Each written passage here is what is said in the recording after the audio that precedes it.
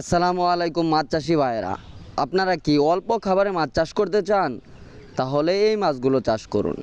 এখানে রয়েছে ঘাস কাপ মাছের পোনা, যা কিনা পুকুরের লতা পাতা খেয়ে থাকে এবং দ্রুত বর্ধনশীল হয়ে থাকে। এছাড়া রয়েছে তারাবাইন মাছের পোনা, যা কিনা অন্য অন্য মাছের সাথে মিশ্রভাবে চাষ করা যায়। মিশ্রভাবে চাষের ক্ষেত্রে এই মাছের কিন্তু খাবার খরচ লাগে না এবং কি এই মাছ পুকুরের প্রাকৃতিক খাবার খেয়ে থাকে। এছাড়াও রয়েছে ব্ল্যাক কাপ মাছের পোনা, যা কিনা পুকুরের শামুক এবং কি সেনুই খেয়ে থাকে এবং কি এক একটা মাছের ওজন আসে 25 থেকে 30 কেজি ওজন পর্যন্ত। এছাড়াও আরও রয়েছে দেশীয় জাতি ট্যাংরা মাছের পোনা। ট্যাংরা এবং কি গুলশা মাছ এককভাবে এবং কি মিশ্রভাবে চাষ করা যায় এবং ট্যাংরা গুলশা মাছের বাজার চাহিদাও রয়েছে বেশ। এই দুইটা মাছ একসাথে চাষ করে ভালো একটা ফলাফল পাওয়া যায়। এছাড়া রয়েছে আমাদের কাছে বোয়ালি থাই পাঙ্গাস মাছের পোনা, যা কিনা খুব দ্রুত বর্ধনশীল হয়ে থাকে।